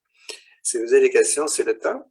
Puis j'en profite pour vous montrer la deuxième fiche de référence qui reprend un peu tout ce qu'on vient de mentionner afin que vous puissiez voir. Alors, ce qui est en bleu sur cette fiche, ce sont des rapports qui ont été mis sur notre site auquel vous pouvez référer, dont on a parlé déjà. Entre autres, ce que vous voyez là, à peu près au milieu de la fiche, rapport sur les inégalités mondiales. Alors, si vous avez des questions, n'hésitez pas.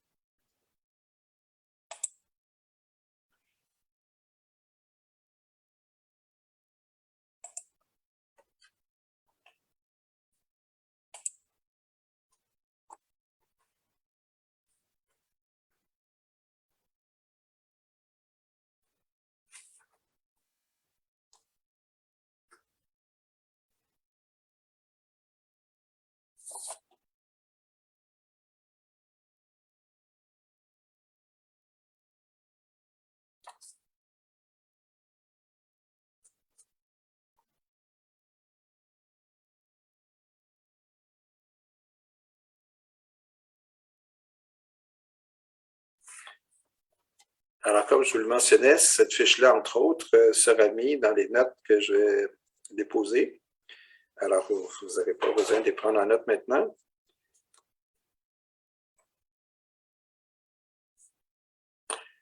Alors voilà, on va continuer pour terminer notre dernière partie que j'avais mentionné être la partie synthèse de notre démarche et de vous remettre dans le contexte dans lequel nous sommes et en s'inspirant, entre autres, des textes écrits par M. Benjamin Crème et des textes qu'on retrouve aussi dans la revue Partage International, revue à laquelle je vous invite à vous abonner si vous ne l'êtes pas déjà.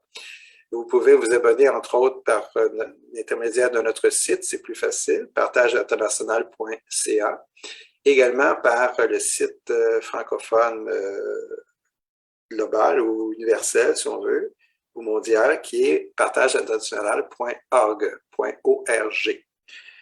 Cette revue reprend de nombreuses activités et rapports qu'on ne retrouve pas souvent dans d'autres publications et qui est fort inspirante, ce que j'appelle moi une revue de bonnes nouvelles. Monsieur Benjamin Crème, pour ceux qui ne le connaissent pas, a écrit, est décédé récemment, il a écrit 15 volumes, et il faisait état du partage comme étant effectivement ce que nous devons appliquer à la faveur du changement d'ère dans lequel nous sommes maintenant, l'ère du Verseau, l'ère d'une énergie de synthèse, de fraternité, d'universalité aussi, permettant effectivement de pouvoir faire le changement requis que nous croyons être absolument nécessaire et urgent, dont je vous ai déjà parlé et dont vous êtes sans doute également très conscient. J'espère que je vous ai proposé certaines alternatives. Il s'agit de s'en imprégner et de diffuser ces informations-là afin que ça fasse son chemin un peu partout et qu'en bout de piste, l'opinion publique mondiale sera davantage sensibilisée et sensibilisera par la suite les dirigeants mondiaux pour appliquer ces mesures tout à fait nécessaires.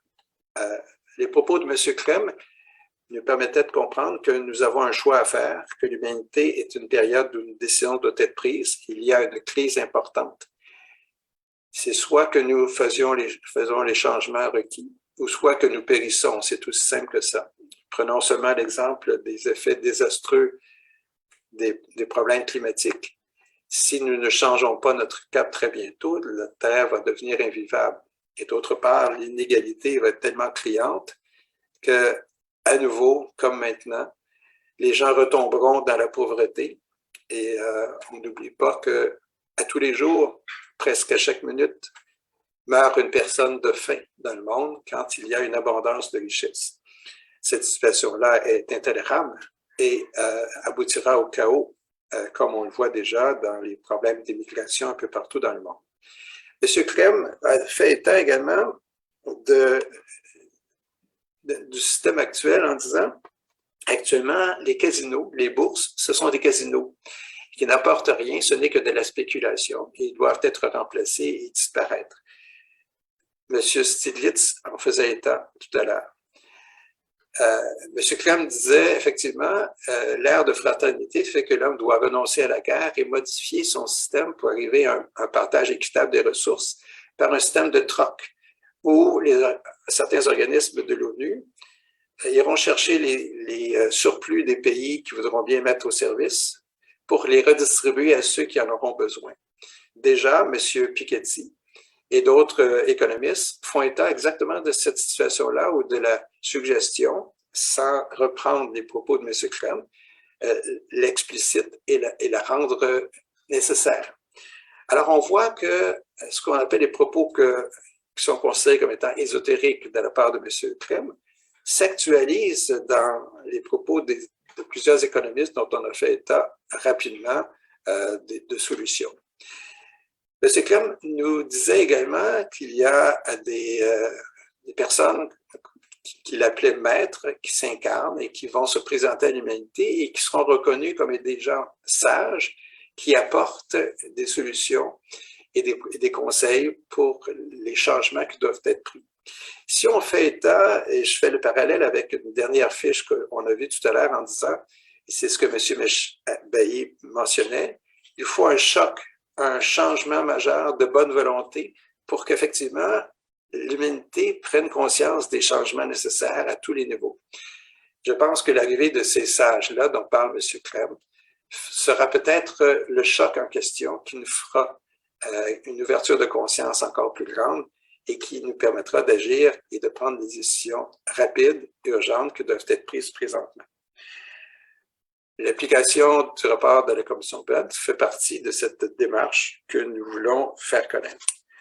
Également, il est dénoncé, il est mentionné par M. Clem, à titre d'exemple, que le nouveau système devrait être partagé de la façon suivante. 70% d'origine ou de démarche socialiste et 30% de démarche capitaliste, mais dans une coopération entre les deux systèmes. Alors, petit à petit, les suggestions, je pense, de M. Piketty feront leur chemin pour arriver à peu près à ce partage-là qui est prédit et par M. Clem, qui lui était inspiré par ces sages-là pour arriver à dire cette conclusion-là. On dit, par exemple, je prends le propos même de M. Clem en disant « Le capitalisme sans le socialisme est un requin qui dévore tout ce qui passe à sa portée, sans conscience du groupe ni responsabilité sociale. » C'est dans son livre « Mission de Maitreya », tome 2, que se retrouve cette citation. Il y en a d'autres également, je les ai repris et je vous les présenterai dans le document qui sera déposé. Et on arrive à la conclusion, effectivement, que l'homme a les moyens d'agir. Rien n'est insurmontable. Et c'est sa volonté politique qui doit être là. Si la volonté politique des dirigeants n'est pas là, ce sera l'opinion publique mondiale de lui montrer le chemin ou que ces gens-là laissent leur place pour ceux qui auront une vision de partage. Et c'est celle à laquelle je vous convie d'être dans cet esprit-là, mais surtout d'agir en conséquence présentement. Alors, je vous ai déjà retenu assez longtemps, on va s'arrêter. Je vous invite à lire et relire cette conférence et les textes que je vous ai remis, de les diffuser et de les faire connaître également, puisque ces conférences-là sont placées sur Facebook et sur YouTube depuis le début. Nous sommes rendus à notre 22e conférence et je pense que chacune a son importance. Par contre, celle d'aujourd'hui nous plonge dans la réalité quotidienne à tous les points de vue. C'est ce que j'appelle la réalisation de notre spiritualité, de notre développement, quel que soit le nom qu'on lui porte, quelle que soit l'inspiration que l'on a. On est tous d'accord, sûrement, à ce que nous réalisions nos idéaux. Puis les idéaux, c'est d'agir pour le bien de l'ensemble et de participer à cette reconnaissance-là de la valeur humaine et du développement de tous et chacun d'entre nous. Alors, je vous laisse sur cette note. Il y a peut-être une autre fiche que j'ai oubliée. Je vais regarder mes notes. Non, je crois que non. Alors, de toute façon, ça complète notre démarche. Si vous avez des questions plus tard, n'hésitez pas à nous écrire par notre site. On vous répondra. Voici devant vous une fiche concernant le partage, la revue partage. Alors, vous avez les coordonnées pour s'inscrire et s'abonner à cette revue-là en bas de la page. Et enfin, concernant notre réseau, le réseau Tara Québec, nous sommes très heureux de vous avoir eu à l'écoute. Nous voyons que nos conférences sont lues et revues plus tard et nous sommes rendus maintenant à des milliers de personnes à les avoir vues, l'une ou l'autre. C'est stimulant. Nous croyons avoir fait œuvre utile. Donc, c'est à vous maintenant d'en profiter. Et vos suggestions seront les bienvenues pour d'autres propos. Et également, je réitère le fait que nous allons vous revenir concernant les démarches que nous souhaitons faire pour actualiser les rapports de la Commission Brunt afin qu'elle inspire nos dirigeants, nos organismes internationaux et qu'on vive bientôt dans une ère complètement nouvelle. L'homme, ayant renoncé à la guerre, sera amène d'arriver à vivre de ce partage-là avec la bonne volonté comme toile de fond et la relation juste entre tous et chacun, entre tous les pays au monde. Alors, merci de votre attention. Au plaisir. Christian Tremblay pour le réseau Tara Québec. À la prochaine.